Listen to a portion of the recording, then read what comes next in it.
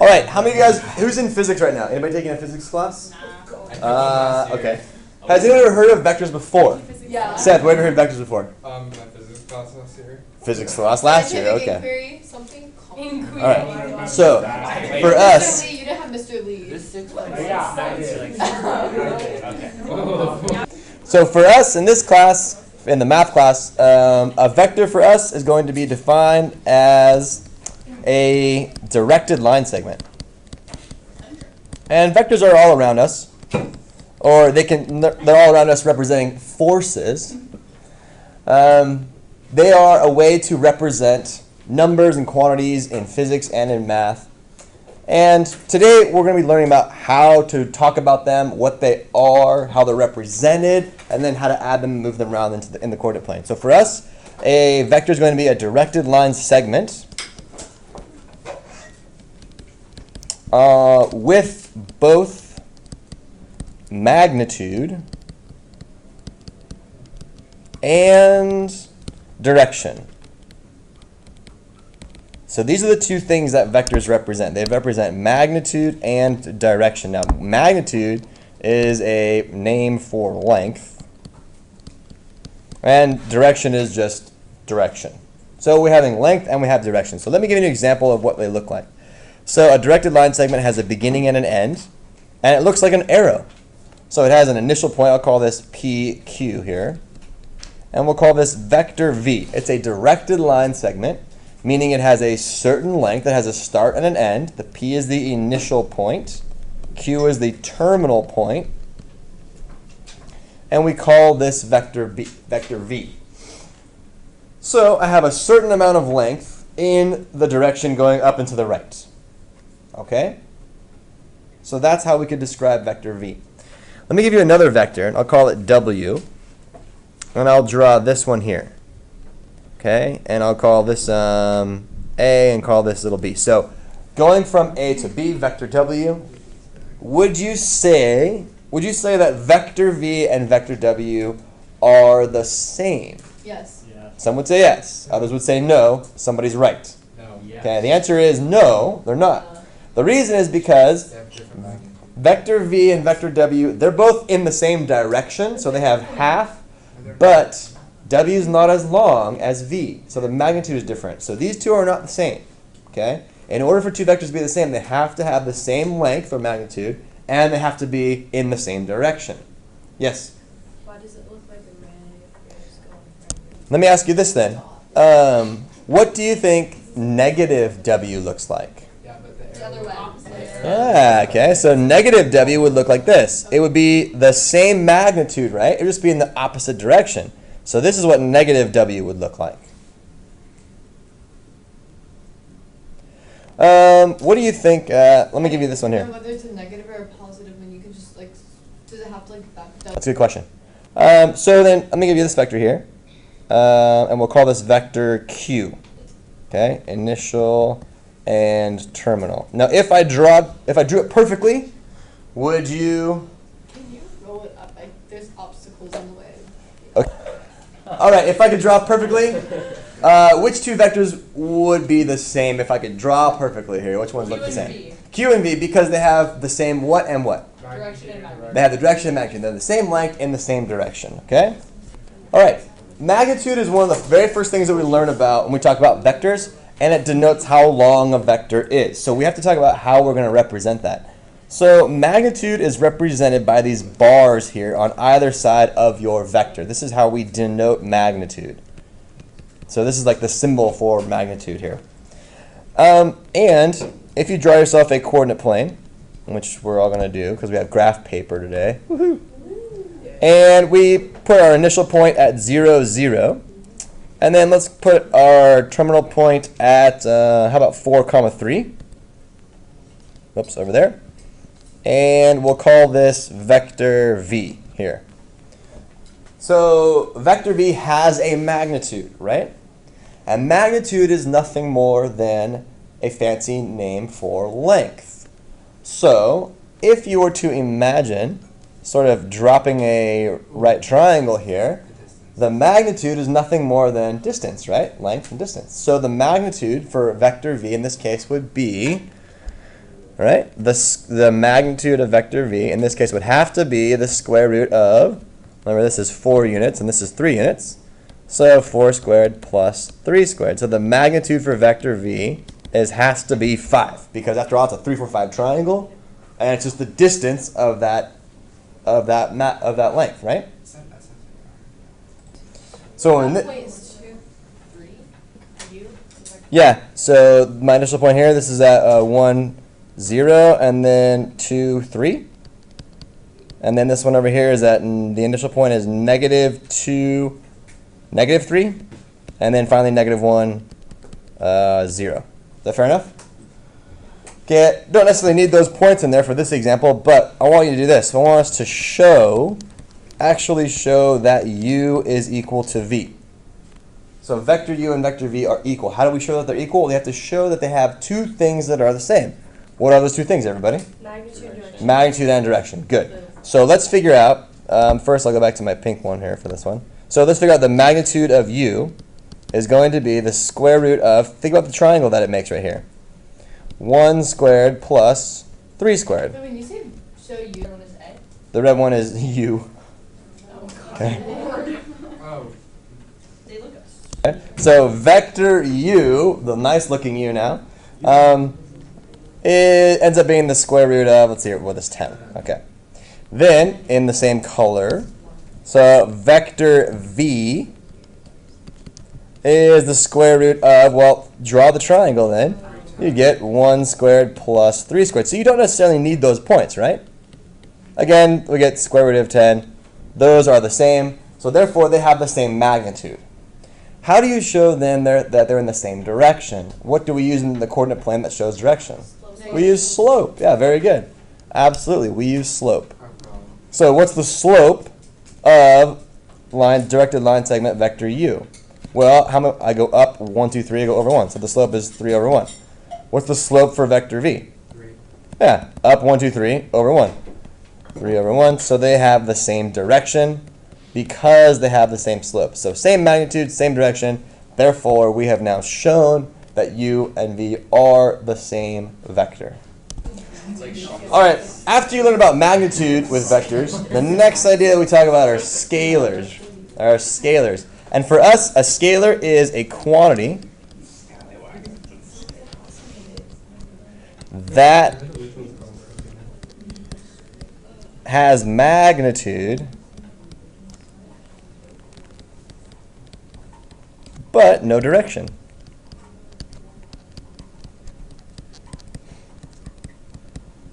So for us, this is what we're going to be. A scalar is a quantity that has magnitude, so it has a certain length, but it doesn't necessarily have a direction. So what I mean by this is, let's say, for example, let's say I give you, and I call this vector u for right now. That's vector u. So a scalar would be something like this. Could you draw, what do you think 2u would look like? Could it be a curve? Double. Wouldn't be a curve, no. Oh, it'd be stopped in the middle or something? It'd be No. twice as long. It'd be twice as long, right? It'd be twice as long. So 2u would look something like this. In the same direction, it'd just be twice as long. How does that have no direction? Well, remember, the scalar is the two-part. It doubles the magnitude, but keeps the same direction as the original vector u. Does that make sense to you? I just don't get Is the it just a symbols. coefficient? It only affects. Yes, that's exactly what I'm saying. So what about this? Let me call this vector v. What would negative 1/2 v look like? It'd be v in the other direction. It'd be v in the other direction, but half as long. So I'm in the other direction, half as long. Here's negative 1/2 v. And the cool thing is you can draw it anywhere in the plane as long as you keep the direction completely opposite, right? I could have drawn it over here too. This is also negative 1/2 v. Because I'm in the opposite direction and I'm half as long, assuming that I can draw perfectly for this. So scalars are allowed to be positive numbers and they're allowed to be negative numbers, but when looking at vectors in the coordinate plane, there's really no negative. It's just the opposite direction of the original one. Does that make sense? Okay. Any questions?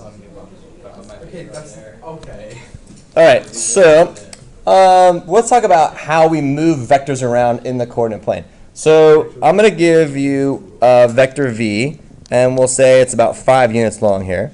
So we'll just call this vector v. Is Yeah, sure. And then I'll give you a different vector, and I'll call this one vector W, and it'll be 3 units long. We'll call this vector W right here. So I have vector V and I have vector W.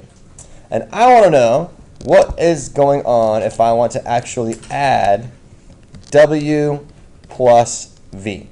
What is going to happen when I add W plus V? Well, It's gonna be second. the cool thing about vectors is they can be moved around in the coordinate plane as long as you don't change the direction that it's facing and as long as you don't change the magnitude. So what I mean by that is this. I could pick up vector V, I could slide it and push it up all the way to the top here and call this also vector V. So we're Would gonna that They- be W plus V? We're not there yet. We're almost there. so we're gonna get a diagonal. So we're going to get a diagonal. Exactly. The reason this is still valid is because vector V is in the same direction and it has the same magnitude. So therefore, moving them in the plane is all good. This is sometimes called the head to tail method or initial to terminal method. All you do is you line up the arrow, the end of the arrow, and the initial point of your 2 vectors. So this is how I visualize it when I was a kid. So I have an older brother and I have an older sister. They're step, but they still push me around like I'm their little kid, right? Their little brother. So the V, my older brother is a big dude, and my older sister is also not, she's bigger than me, but not as big as my brother, right? So think of it like this, right? If my brother pushed me, he would represent the V because it's more of a force of a push. So if he pushed me in that direction, I would end up all the way over there, right? And at the same time, if my sister pushed me in the vertical component, like the vertical pushing me up, you know, I'd end up, but not as far up as all the way to the side because my brother pushes harder. So imagine this is my brother pushing me and then this is my sister pushing me. If they push me together, I get slammed, and where do I end up? The top. Yes, okay. I get slammed and I end up more in the position, more in the direction of where my brother pushed, but also a little bit in the direction that my sister pushed, right? So I end up over there. So this is what's called as the resultant vector of W plus V. You're allowed to move them around. This is called the result, Is mathematics right? What do you guys think about that? All right, let me ask you guys this. What do you think W minus V would look like? How do we draw W minus V? Probably the other direction. Well, yeah. It would be the same thing as W plus negative V. Isn't that true? So how do we draw negative V? Put it in a different Yeah, very good. I'll do it in purple. I'm going to draw negative V. So I'm going to go in this direction. 1, 2, 3, 4, 5. This represents negative V, the purple. Is that true? Yes. Okay, good. Now I want to take negative V and I want to add that to W. Well, I'm allowed to move my vectors as long as I don't change their length, magnitude, or their direction. So in this case, I'm going to choose to move W all the way over to the end. So I'm going to rewrite W. Oops, sorry. I'm going to rewrite W over here. This is the equivalent W. Is that true? Yes. So the result of W minus V, which again I'll do in green for you here, would be this vector here. This is the vector of W minus V. All right. We have to talk for a moment about the unit vectors. Unit vectors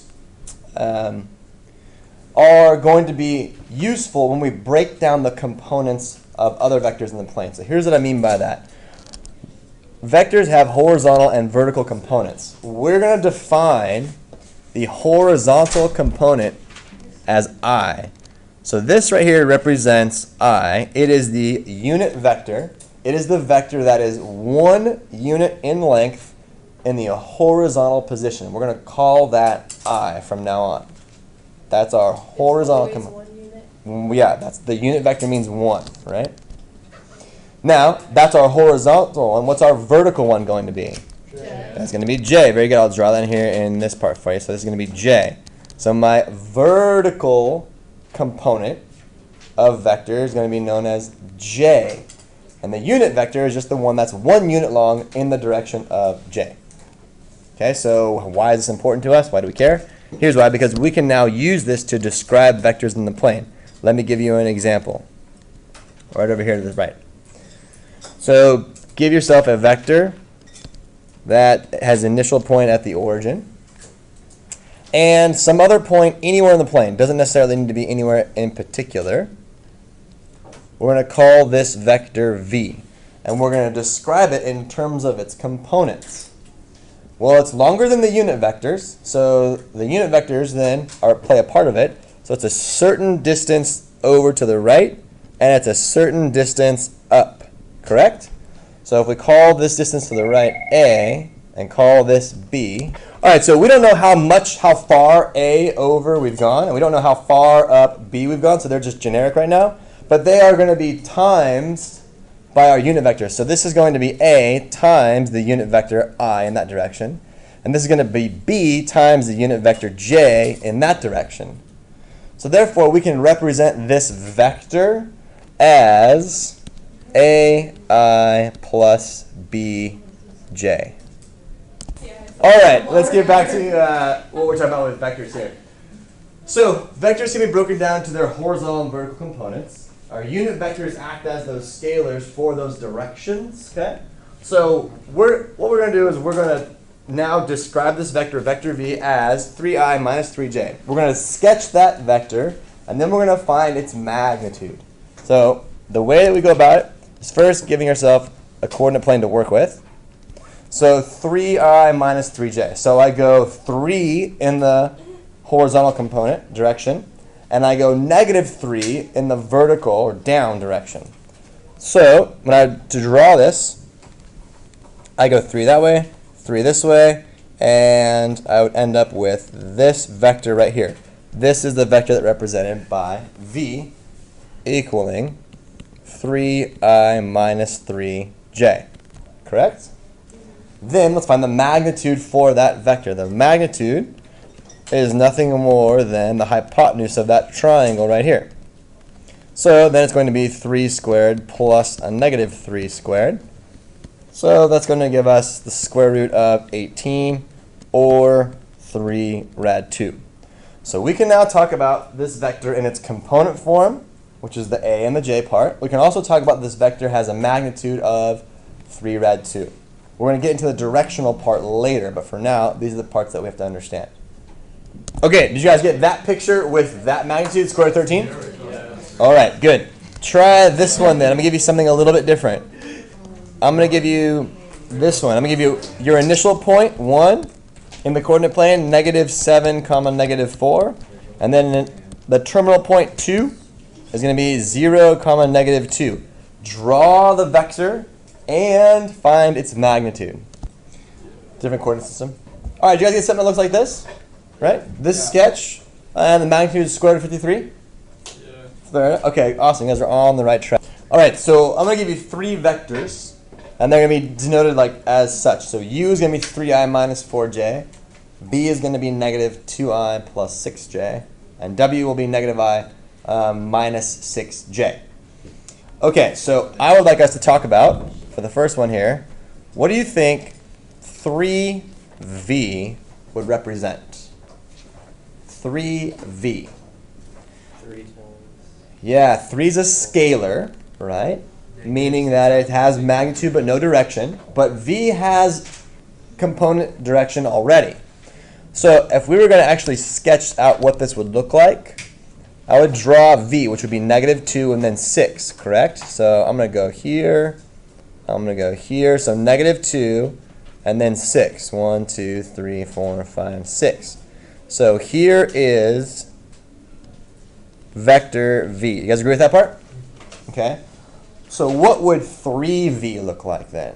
Negative 6i plus 18. Yeah, very good. You do exactly what you'd think. You'd go over, you would just say this would be the same thing as 3 times vector v, which is negative 2i plus 6j, which will then give us negative 6i plus 18j.